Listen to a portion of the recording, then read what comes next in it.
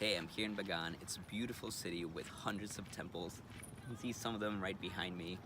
This place is wonderful and super peaceful. Plus, I have to mention it's extremely veggie friendly, which is something not found very often in Southeast Asia. If you ever happen to find yourself in Myanmar, definitely come to Bagan. Chesobe! Bagan is easily accessible by bus or by plane from Yangon. Once you're there, the most fun way to get around is by a motorbike, or if you want to get your exercise on, you can ride a bicycle.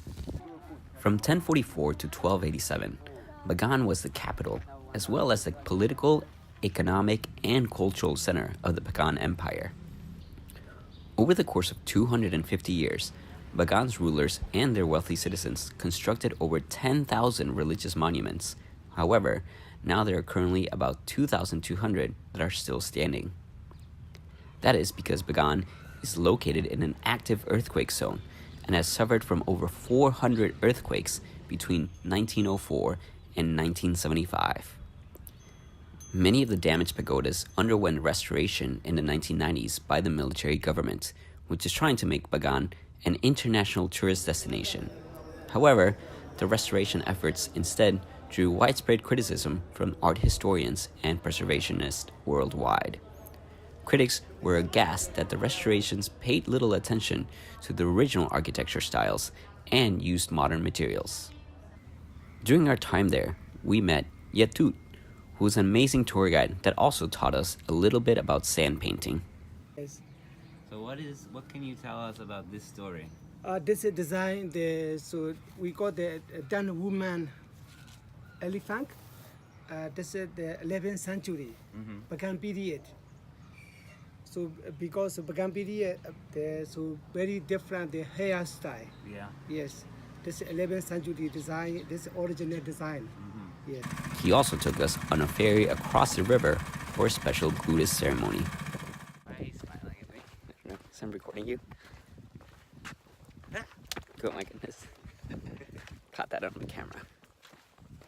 So, currently headed to see someone become a Buddhist. I guess you're going to become a Buddhist tomorrow.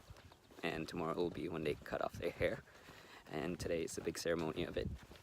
So, we got lucky enough to get invited to go see this big ceremony.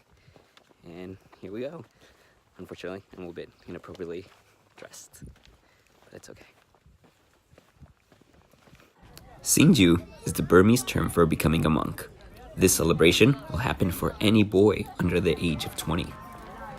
Traditionally, it is a parent's duty to let their son go and learn about the teachings of Buddha, at least for a short while, or, if he sees it as a calling, the rest of his life. Where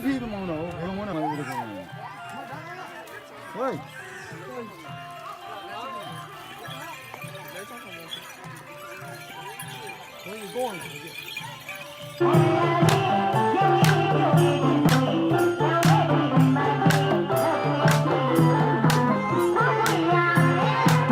I definitely recommend contacting Yetut. That's his number below.